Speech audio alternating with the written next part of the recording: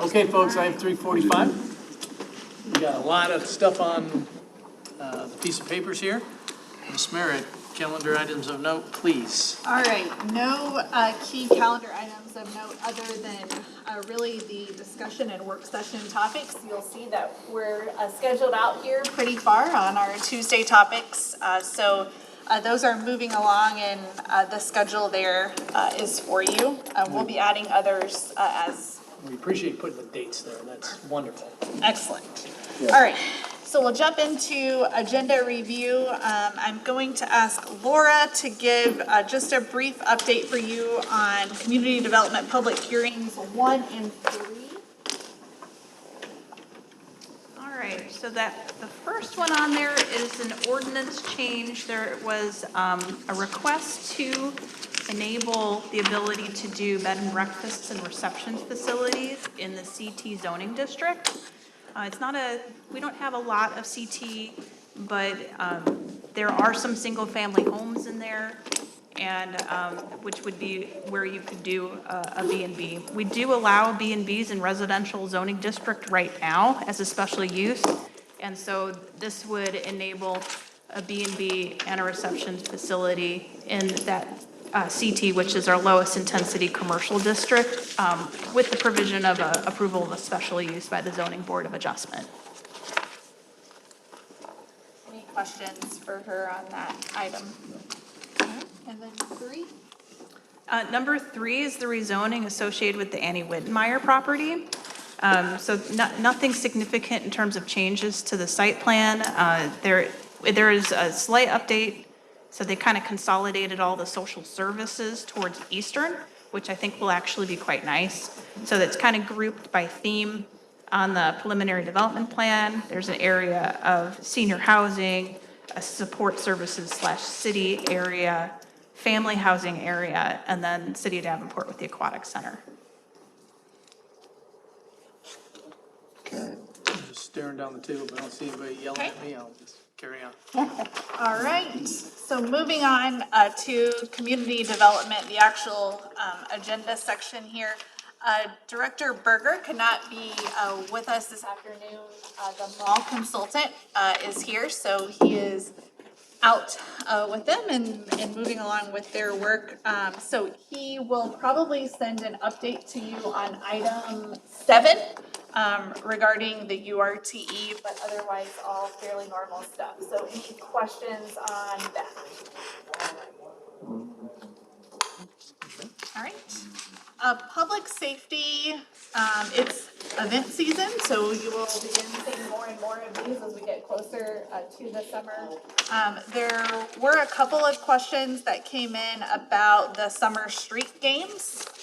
So I don't know if anybody wanted to discuss that here, but the application did come in and it is listed here. So if anybody wants to do anything with that, then we can certainly discuss it. I emailed about this. This happened last year. It's on West Third Street, which is a major thoroughfare street. A few years ago, we had a bar to the west that was taking West Third, and it's a main thoroughfare. And I said, and they were the only ones doing it. And I said, I think we should not do this. So this came up yesterday. I think it came up, last year. I think it came up more quickly. But I am concerned about closing a major thoroughfare for one single, when it's a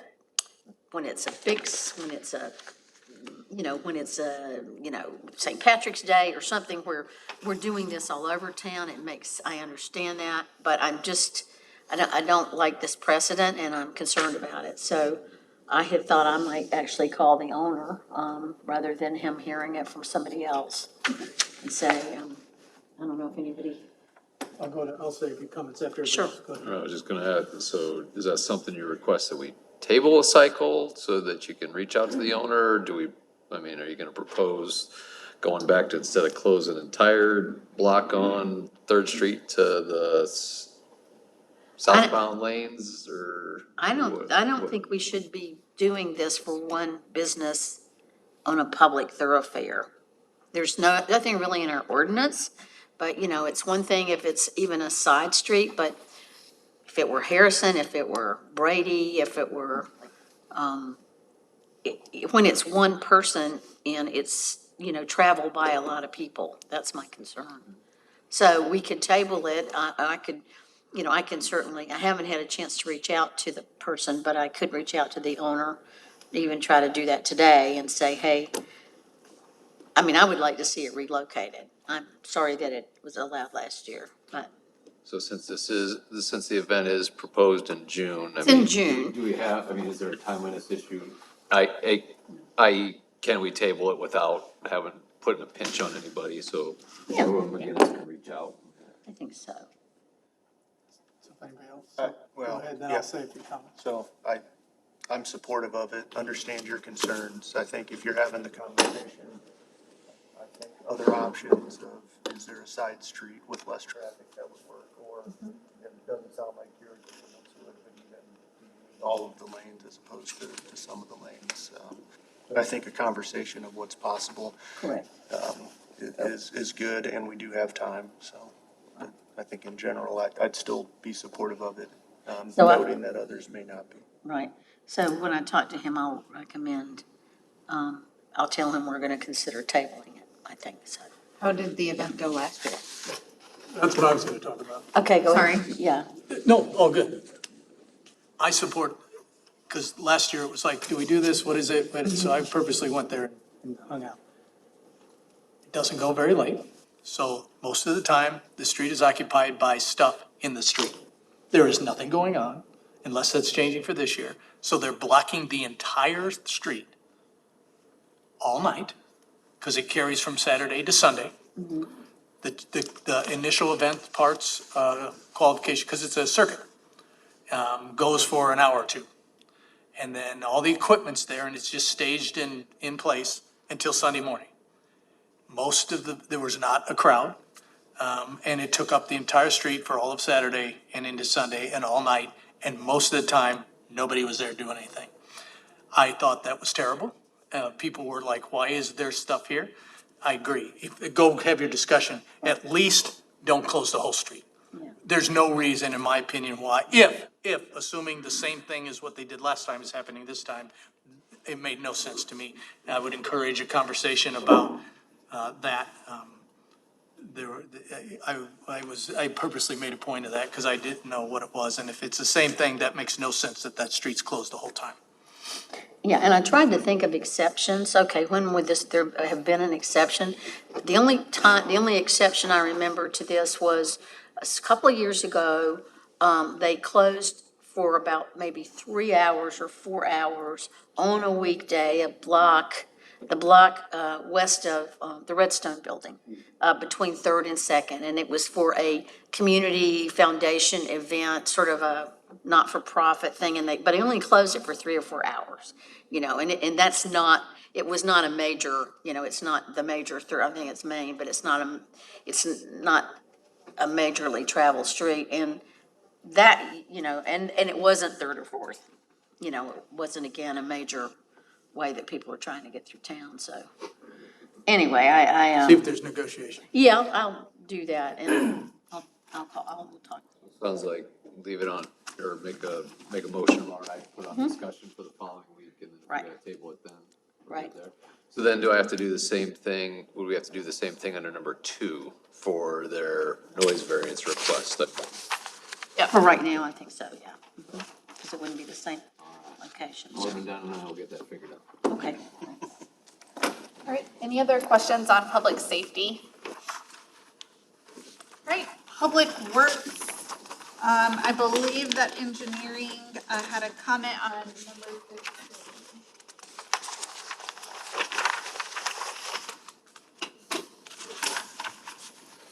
So number 15 is associated with the recent Iowa American water development at the Eastern Iowa Industrial Center. And this recommendation for a sidewalk waiver is consistent with our approach over the last number of years.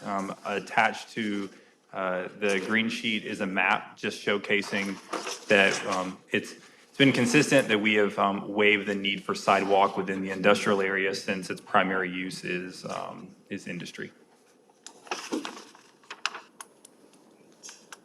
ahead, Mr. Ryan. Is there gonna be money set aside so they can put sidewalks in the future, once that area gets built up?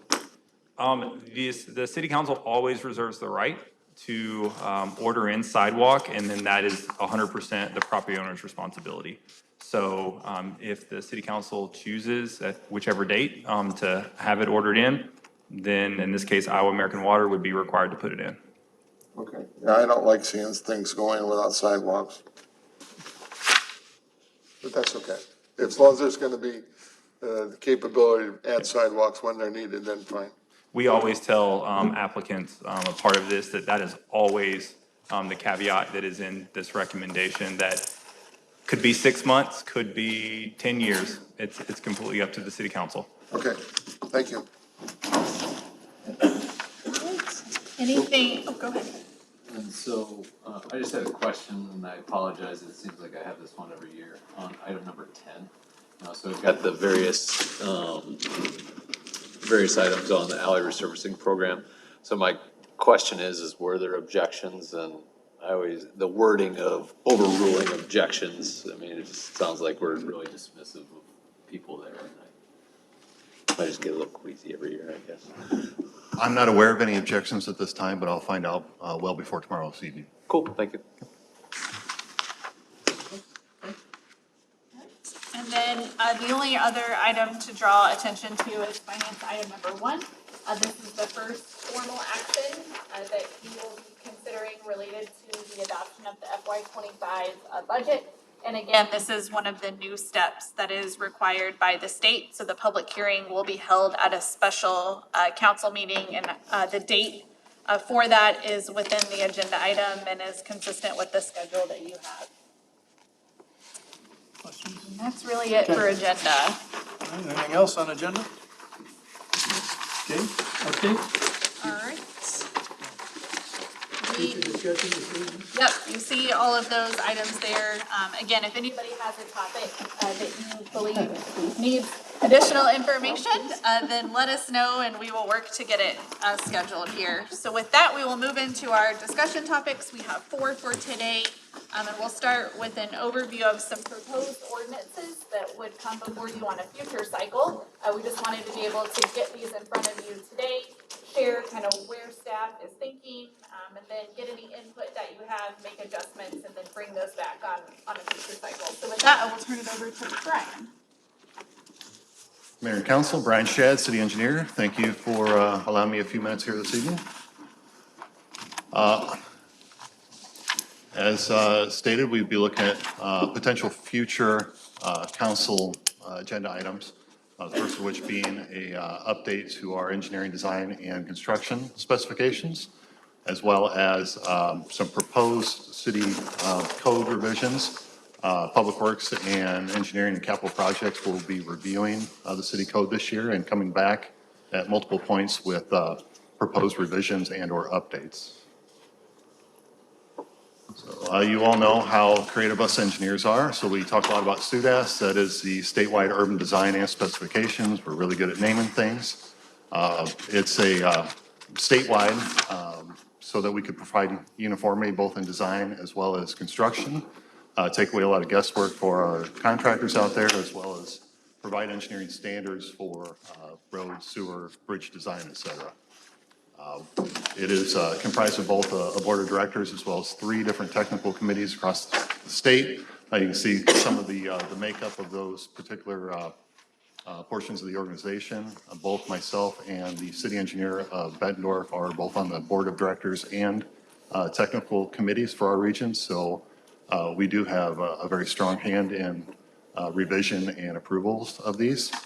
SUDAS goes through quarterly reviews, and then at the end of the year, we do vote for an annual update, and that's what we'll be seeing on a future committee cycle here. We first adopted SUDAS in 2018.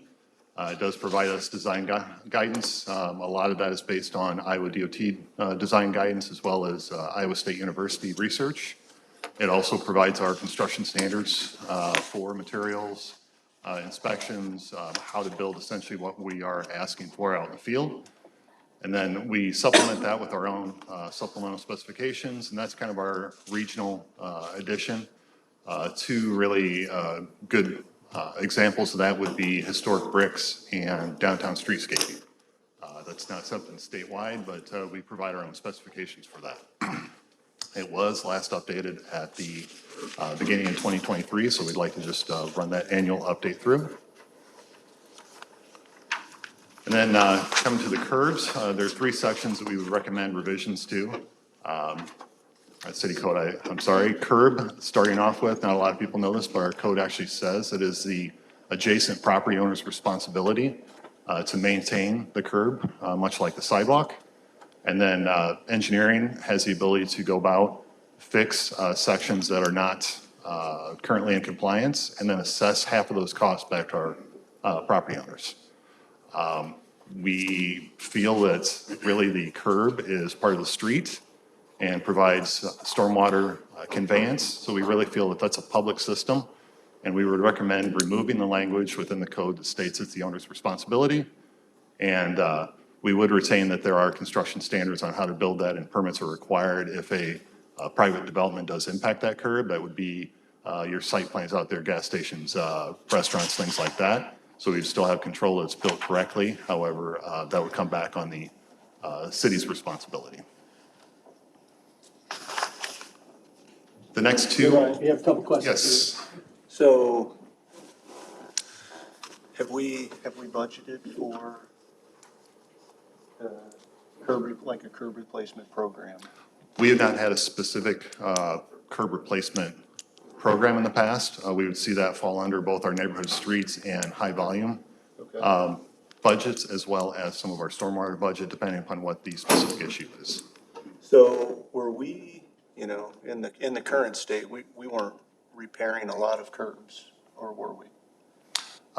Not that many, really. A lot of those would be taken up as part of the full street programs, or say our contract sewer repair for isolated incidences. Okay, because what I saw with curbs was you call for just a curb repair on a road that wasn't being replaced, and you guys might come by and put asphalt on a concrete curb. That's kind of a patch for the future. So I guess, but if we're gonna do real curb repair, I think it's one of those things, just like sidewalks and other things, you kind of have to budget for it. But you're saying it's gonna come out of basically the streets program. It'll be looked at as a street. I get, a number, and I'm sure others live, with wards and especially the older parts of the city. I get calls about curbs. And when I explain it's 50-50, then it doesn't go anywhere. So I think if we're, and I like the idea of removing, I understand it is part of the street, but when we're talking about removing owner maintenance language, then the request might go up. Because now there's no, I don't want to put my money into that. So I would anticipate there would be more.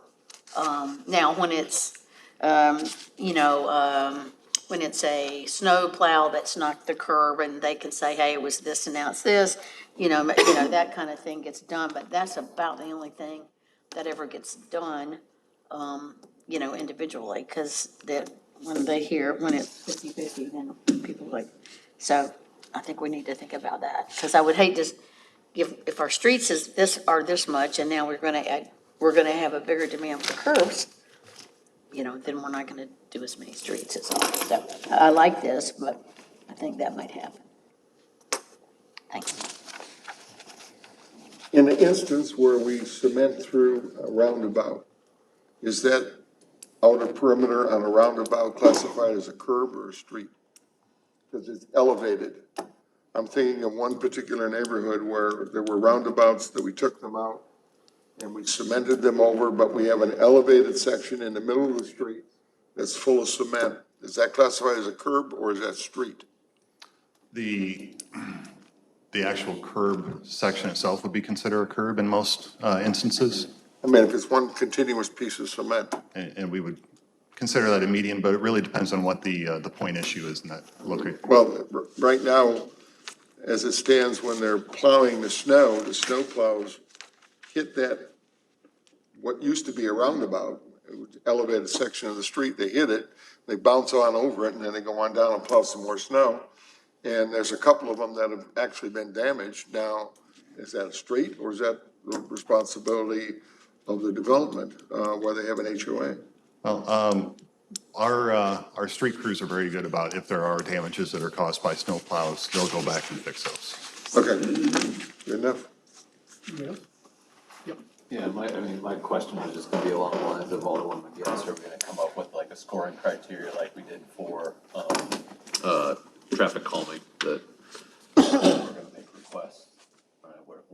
Where's our demand and how are we gonna do this? And especially if the cost is taken on them, then, or off of them, right? I mean, they're gonna want it now, and so how can we objectively say, all right, well, we're doing this and not that, and you can wait for a little while. And it's an eyesore, but it's not affecting you, so. And we'll definitely come up with data-driven decisions. We do see a lot of aesthetic complaints where there is no danger to either traffic or drainage. Those will still be there, and we'll have to prioritize those as such. Okay.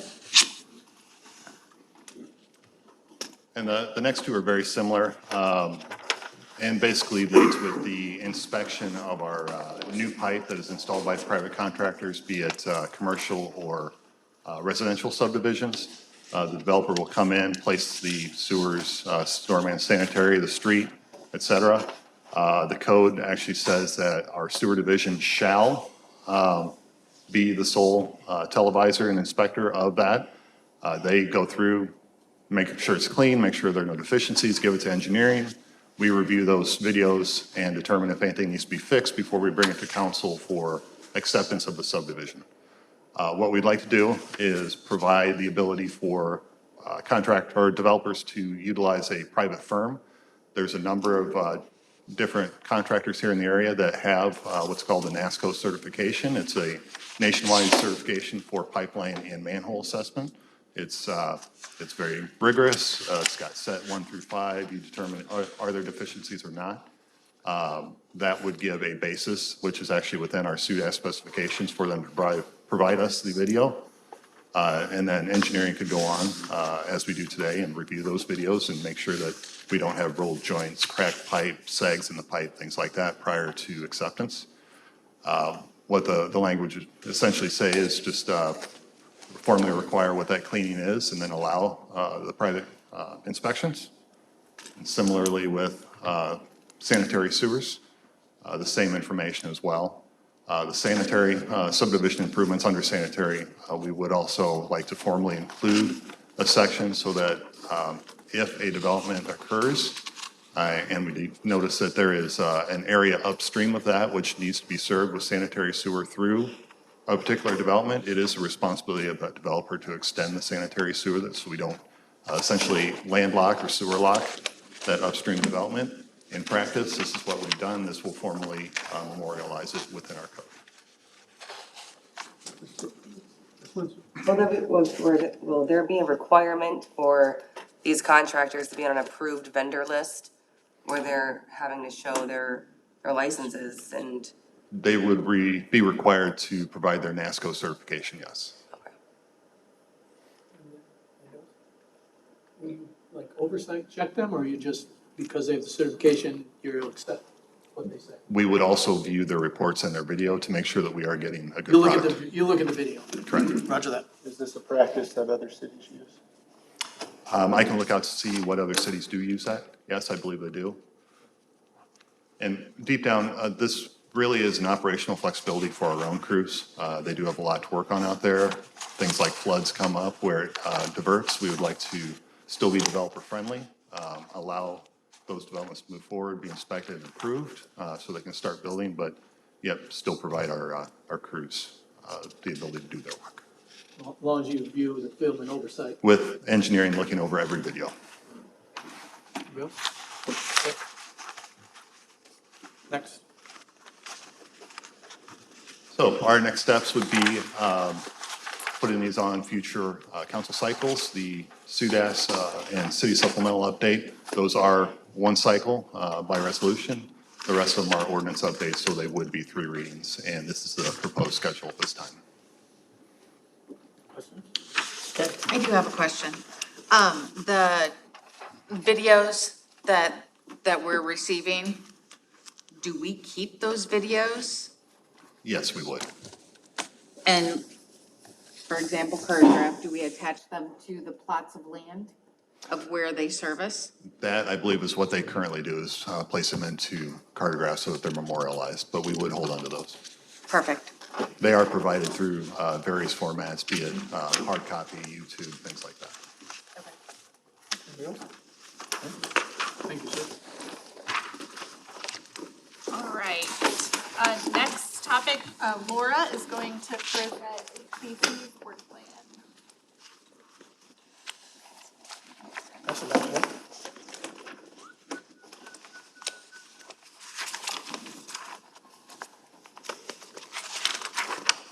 Okay, while that's being passed around, I just wanted to give you a little background on the Historic Preservation Commission. It is one of the many volunteer commissions through the city of Davenport. It's served by 7 volunteers. And really what they do is look at the historic inventory of the city of Davenport, and in particular, local historic districts and individual listed properties. So we are, as a city, a certified local government with the state of Iowa. Really what that means is for having a certified program where we create a work plan and we hold meetings and review historic properties, they provide us with technical assistance in how to train, they train staff, they train the Historic Preservation Commission. So this is a really nice relationship we have with the State Historic Preservation Office. So what you have in front of you is the 2024/2025 work plan. It's very similar to last year. So largely what they're doing is leveraging the city's funds through ARPA with the DREAM and DREAM Plus. We actually had a really successful year in 2023 reviewing projects in historic properties. There were a total of 29 certificate of appropriateness applications that were reviewed by the Historic Preservation Commission. So we do expect to see some more of those come through as the projects get underway. And in particular, some extreme dream as well, since that is an area of focus in the Homburg Historic District as well. And then leveraging other resources, so partnerships with the library, doing walking tours, holding different learning sessions, and then training opportunities with the state as well, so that we can stay up to date on historic preservation regulations. Any questions, thoughts? Thank you, ma'am. And then next, as a follow-up to the goal-setting workshop, Chief Ladle is with us to give a UBI strategy update.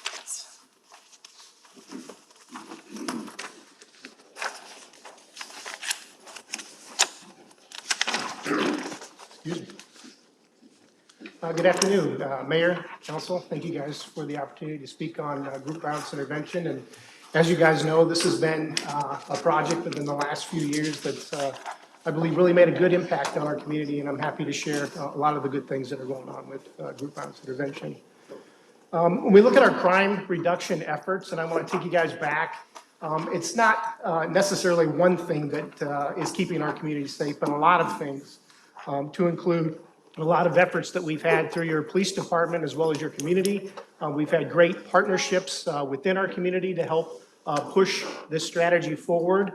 But a lot of things that we've had, and we can recall back to 2019, we had pretty much unprecedented gun violence within our community, and different approaches that we've done to kind of keep that pathway down and reduce our gun violence. But the National Public Safety Partnership since 2019, which helped evaluate your police department, it gave us a lot of good pathways to start to implement processes and procedures to include investigative efforts, crime analysis, et cetera. And then the partnership with our national network through Safe Communities that kind of helped us bridge beyond the internal and help us start working with our community on the bigger events that we had in addressing big issues, to include the gun violence. But to kind of go over this again, and we had an opportunity to talk a little bit about our holistic strategy. If you take a look at it, we do have two foundational pieces, and that's our crime analysis and data-informed decisions, as well as your community trust and police legitimacy. We got to be able to know what we're looking at, and we got to be able to have a trusted police department that are out there working within our community. Couldn't be more proud of all the work that our men and women do each and every day, and there's a lot of moving parts definitely within this strategy. So we look at the short term in controlling crime. We have to respond to crime. We have to respond to the day. We have to figure out how to keep our communities safe within that time period. Our midterm issues that we have, problems that we start to branch out and work with not only other city departments, but our community, that it takes more than just the police department to tamp down. And then our long-term strategy in reducing crime. And that's where today when we talk a little bit about group violence intervention is that falls holistically into a longer-term reducing crime when we're talking about trying to curb gun violence for the future within our community. So in recap, group violence intervention is an evidence-based strategy. This started out, again, we had unprecedented violence. We had a violent crime task force that researched a number of different avenues and strategies and came up with group violence intervention. It's based on the Boston ceasefire model where we have your law enforcement, your community, and service providers working hand in hand addressing group violence. And I will just point out Nicole Snisky in Durban. She's within our audience here today. She is the CEO and president of Family Resources, and they've been a very strong partner when it comes to our advocacies within this strategy.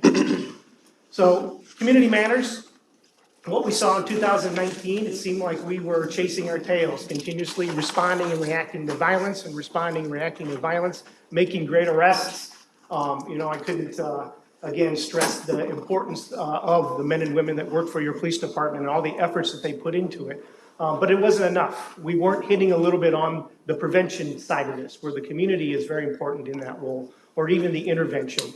So with that and group violence intervention coming out of that, that gives us an opportunity to start putting now prevention as well as intervention, including enforcement. So enforcement still, regardless, an important part of the strategy. And as you guys will see, we do make contact with individuals. But at the end of the day, if people choose not to put their guns down, decide to do violent acts within our community, the enforcement effort is absolutely the essential piece that keeps our community safe as well. So part of that was a problem analysis. And what that showed after reviewing 5 years of homicides and 3 years of non-fatal shootings is that 0.18% of our population was driving almost 55% of the violence within our community, group-related. And those were some of the factors that we focused in on. So having our ability to analyze the data, having our ability to form the strategy helped put this in play. So as we talk about group violence intervention, it is your police department, your service providers, and your community members that are going out there, reaching out to the people that have been identified highest at risk with a unified message. And this is the message. We want to keep people safe, alive, and out of prison. Our community will no longer tolerate this kind of violence. The shooting must stop now. Please pay attention to our message. We will help you if you let us. We will stop you if you make us. So we have the ability to jump ahead of this and see if people have the ability to either find a different pathway in life or even have an opportunity for services offered within our process. Okay, so to date, custom notifications, we've completed 123 notifications. You see there 94 adult and 29 is juveniles. One thing uniquely that we are doing here in Davenport is that we had an opportunity to partner with Davenport Community Schools and work on the juvenile aspect of this strategy and trying to get ahead with that. If we have identifiable juveniles or youths to where they are, have a higher propensity of violence, we'll go have these conversations with them and their family, and we'll hope to keep and curb the violence ahead of time with that. 12 reoffended within that, and that's about 9.8% of these custom notifications. 68 families reached out for services, and that's 68 families related to gun violence within our community. So not all of these have been outreach directly from group violence, but just having the word of mouth and having this opportunity there, we do have people that self-report and also, seek out Family Resources for these kind of services. And then over 40 community members trained in custom notifications. And again, this is an opportunity for us to work side by side with our community. We talk about a no violence message. One would think that it would be powerful enough alone from law enforcement, but the true power is when you have your community members and your service providers all giving the same equal message to put the guns down and keep that violence down. So the measures, what we were trying to accomplish is the reduction of shootings within our community. So our first custom notification was May 20th of 2022. So between 22 and 23, we saw about a 17.9 reduction in shots fired calls. And then this very last year, we had a 28% reduction in the shots fired calls from 22 to 23. So as you can see, we're significantly trending in the right direction with our shootings, or reducing shootings.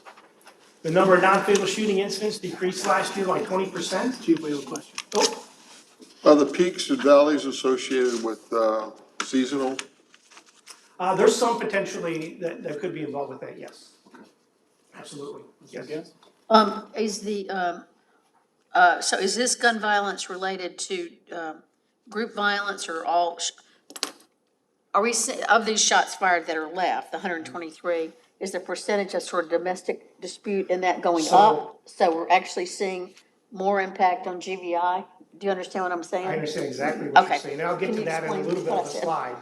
But you saw that the majority of what we were looking at that time was group-related or group-driven. And last year kind of took a little bit of a turn, which I'll explain to you as well, because we're still getting shootings and we're still having shooting victims. So that's why it's important for us as your police department to continue to figure out different pathways on how we can reduce all violence associated with gun violence. But this is the measure specifically for your group violence. So in addition, there's been a 55% increase in the group violence related for non-fatals. So we can take a measure from what we saw before, what we see now, specifically with group related, on how we're getting those reductions. And again, overall, I can't stress enough, out of my nearly 30 years in law enforcement, this gives us a great alternative in, trying different things and adding in our community to figure out different pathways of reducing violence within our community. So this has been very impactful from my perspective. But this will go back to your point perspective, and I wanted to show this visual again, Alderwoman McGinnis, is that last year we had 8 homicides. None of those 8 homicides were group related. We had a good focus on group related, but we still had intimate partner violence. We still had, disputes, personal disputes that initiated those homicides. So for us, as a strategy, we continually for us to continue to look at the data and continue to figure out how we can, come across different ways to slow those other things down. So it's been very impactful to that. This is the comparison. This is at the end of the day, put your guns down, stop the shooting in our community.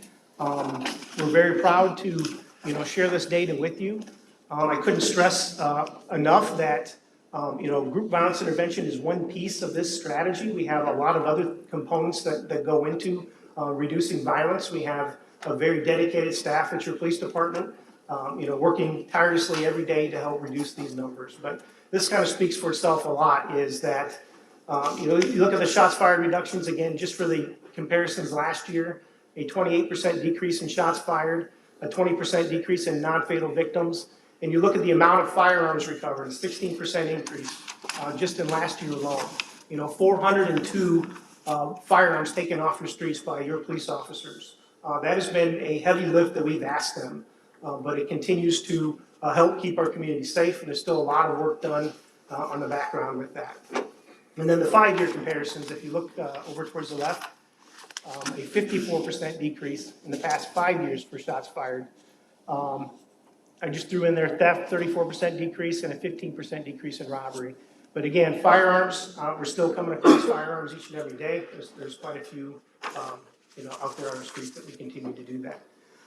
The good news that we have is, as part of group violence intervention, I just want to share with you, is that by us being connected with a lot of other agencies, Rock Island now is looking at implementing a piece or a component of group violence intervention. We have the opportunity later this month to go to Des Moines to help talk about community different strategies that help complement, your gun reduction strategies. So be very proud of the work that your men and women are doing in law enforcement, as well as our partnerships we have with our service providers, as well as here in Davenport, our community members. Our community members really stepped up and really took a part of this and helped get these results. So more work to be done, but we're up for the challenge, and we can continue to do everything we can to reduce the gun violence within the community. Anyone? Comments, questions? Thank you very much for continuing to work. This is a nation-leading program, and others reach out to us to talk about how to do it. Thank you for your work and all your officers. Thank you. All right. Next, we have the follow-up to the 25 operating and capital budget. Before you, you have the printed copies of the memos that you received last week, just so that you could add those to your binders. So that contains the summary of all of the follow-up questions that we heard that were not able to be addressed at the table. So if you have any questions about those, then please feel free to reach out. No numbers have been updated since the last set of materials that you have received. So the budget that you have is the one that's continuing to move forward unless we hear differently from you. We're continuing to move through the process. As I mentioned, there are a few new state requirements, so the staff is starting to learn that system, figure out what needs to be submitted and how, especially related to that property tax statement that's now required. The development on the work plan is also underway, so your leadership team worked on that last week in preparation for presenting the administrator's recommended work plan. That has been moved to the 5th, which everyone was advised on. When I present the work plan to you, I will also present a budget summary, just kind of highlighting high level where things are. And I would say with that, we really don't have any other staff updates other than what's outlined for you in the memo. So at this time, I would turn it to the mayor, to the council for any questions or conversation. Okay, for anyone, so there was a plan, a hold for Saturday in case we had anything. I'm not planning to schedule that. No need for that, in my opinion. But if there's anything, I know there was one that Ms. Alderwoman Newton brought up at the very beginning about how the process that came to the goals. So we will work with you all to refine that. I don't know what that will be at this time, but I know there's an interest to do that, so we will do that. Please, if you have ideas, send that so that next time we have a refined method to seek your input to the goals. Other than that, you'll see you have the schedules. You'll see now stuff starting to show up at council meetings for approvals and public hearings and et cetera, for the budget. Comments, questions, concerns? I still I assume that was your hand. go ahead, Please. Oh, you first. Ms. Newton and Mr. Reinhardt. Go ahead. Don't you do that to me. You read my mind. Go ahead. All right, I hate to keep beating a dead horse, but I still have questions of why we continue to keep the modern Woodland Park on the budget as it relates to the amount of money we're setting aside right now. Is that going to be addressed on the March 23rd meeting? Well, the work session will be your time to discuss if you'd like to continue, whatever it Okay. is you'd like to continue or not continue, or do whatever change you want to do. That's what that date says. That date is that specific. Very good. That's the only topic on that date. Very good, thank you. Ma'am, I think I understand what you're asking, because I think it was brought up by, I think Alderman Dunn, or Dunn before. If it's already spent, shouldn't the budget reflect zero? And I thought that was one of the follow-up items from Director Merritt regarding the, up to what year it was spent, and that there was two different funds, and I believe Director Merritt had said, well, there's some money in one of the funds, and there was gonna be follow-up on that. I don't see that in the memo unless I missed it. I think what we were operating from related to Modern Woodman is that we would continue to provide the council with documents leading up to the work session. And that for right now, what's in the budget is essentially status quo to fulfill the obligations of the current lease that we have, the agreement. So if we've misunderstood, then help me understand what we need to provide right now related to the 25 budget. I thought, the one question I thought was information regarding what was spent. So it was my understanding, correct me if I'm wrong, that for year 2025, it should be, it's already zero because it's already spent. And I thought that was the question posed. And then I believe that it was explained that there's more than one fund. And the follow-up was that there may be some money in one of the funds, but not all. And I think that's where the question essentially becomes, why do we have that on the budget if it's already spent? And I believe that's what Alderman Reinhardt was just trying to say. Well, actually, I guess the clarification I wanted was that we're gonna address that on the 23rd. Well, that's after the budget's already approved. I think the question, so if I get this right, so the two funding sources that we have identified in the contract, it's identified in the CIP, you're looking for how much funding that has been spent up to a certain, year. Right. I think that's the question. Okay, no, I'm sorry, I thought my understanding was that would be provided at the work session, but we can provide that well in advance. I guess, we're not certifying the budget till after the work session then, correct? Correct, it's Yeah, the certified work in session will be April. before you approve the budget.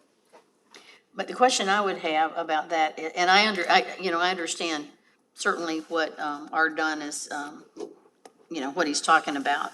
But I'm not sure the city can, or we can approve a budget that has zero in it when we know we're going to be spending. There are obligations that we have. So there's two things. There's what was promised in the lease and the stuff that was pushed forward, and it's all legally done. I mean, that's all legally done. But we're going to be spending money this year, so I'm not sure, as a city, we can put zero, even though we might like to, in a budget where we're going to be spending substantial money, right? I mean, that would tend to put us way out of whack with what reality is. The reality is, we have an agreement, things have been pushed to the future, other things come up and got pushed to the future, and we're having to pay for them. So to submit a budget as a city to the state that has zero in it when we know we're gonna be spending money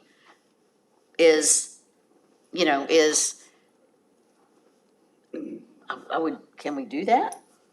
So I think what I would recommend, again, is that the 25 operating and capital budgets continue to move forward under that status quo for right now, for this kind of planning phase.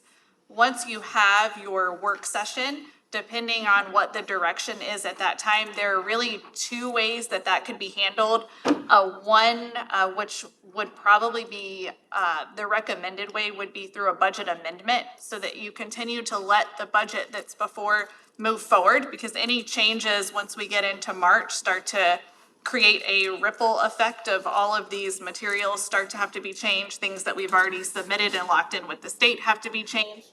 But we do an annual budget amendment each year, typically in April or May. So you could either amend the current year budget to reflect whatever those changes are, so the FY24 budget, or we could make a staff note that this gets amended for FY25 once we cross over into that fiscal year.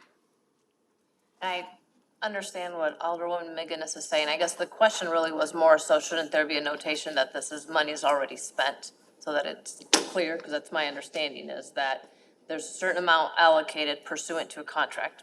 I completely understand how contracts work, and how they're binding, and how when you breach a contract, you may be opened up to liability. We're on the same page there. But if it's already spent, shouldn't that be somewhere notated? And I think that was part of the conversation that was previously brought up. Or advance.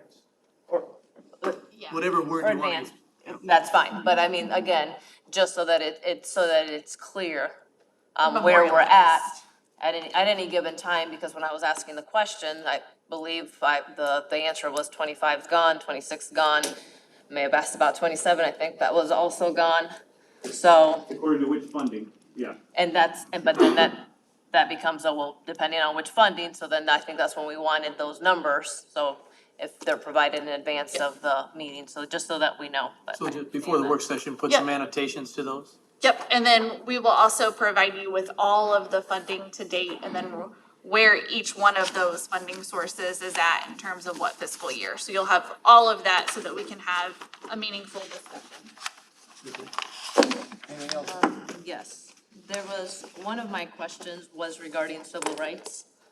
I know you provided answers, can you give us the Cliff Notes overview? 'Cause essentially, it looked like money was being taken from supplies initially. Yes. Is that, like, in the packet that we originally received?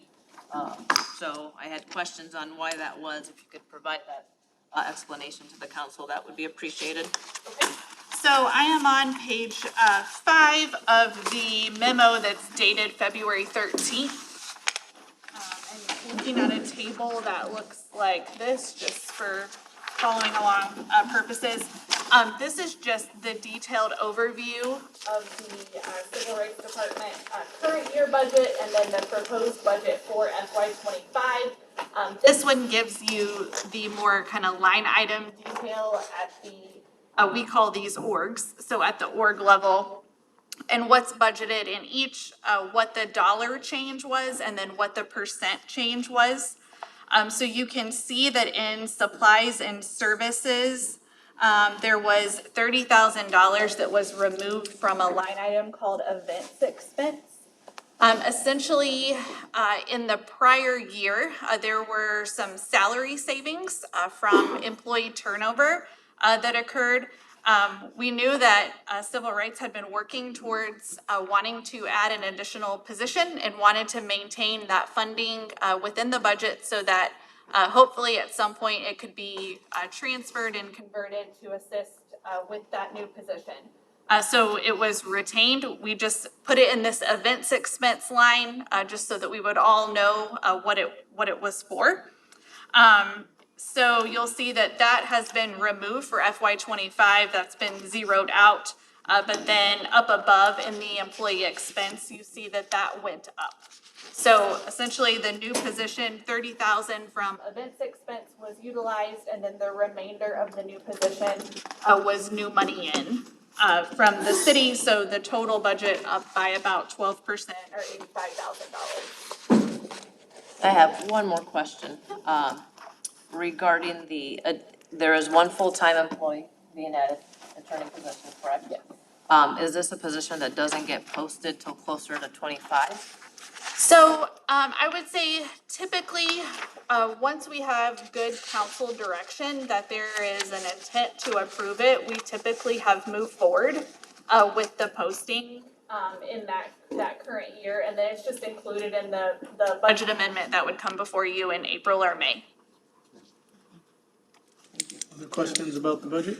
So yes, I have the full-time investigator. It's currently part-time. Are they going from a part-time position to a full-time, or is that position just staying the part-time right now? So my understanding is that would remain part-time, and then the new position would be the full-time attorney. But I do see Director Lacy here, so if there are specific questions about that, I would defer to her as the manager of the service area. It's closed to get a full-time position. The attorney is the new position. Right. Other budget questions? Other questions? No meeting Saturday. And then we have one for good of the order. Mr. Grip has an update concerning the city administrator committee. All right, so I will be giving you guys an update on the search for a city administrator.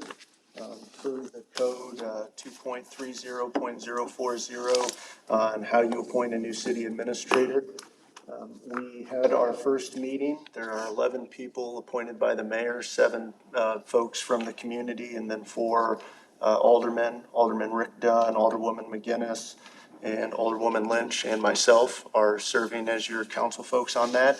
And the ordinance says that whenever we meet, I should report back to you how that meeting went. So I'm doing that now. So we met on February 9th. 9 out of 11 were present. We reviewed with the mayor, right? So the mayor assembled the team and kind of gave some direction. based off of the code. And then we reviewed the RFP and approved the RFP. And then we looked at our timeline for first hiring a firm to conduct the nationwide search. And so what you probably want to know about that is we will start scoring those applications on March 11th. We gave ourselves a couple of weeks. And then we will do vendor interviews the first part of April. I think we have them tentatively scheduled for April 3rd. And the goal is to potentially have that vendor selected. And the target date is to get that on the agenda for April 17th. See if I have anything else. Part of the ordinance is that there has to be a committee chairperson. Mo Hyder was elected as the committee chairperson, so he will be leading the search committee. And then I was elected as the secretary, so I will be taking notes, filling in for Mr. Hyder when he's not there. And then, of course, I'll be providing you guys with the updates after we have our meetings. Good? Mo is the manager for casino? Correct. Mo Hyder's he's a regional VP for the Rhythm City Casino and then the general manager for that. Any questions from the council on that? Thank you. All right, anything else for the good of the order? Once, twice? Any council? Okay, see you tomorrow.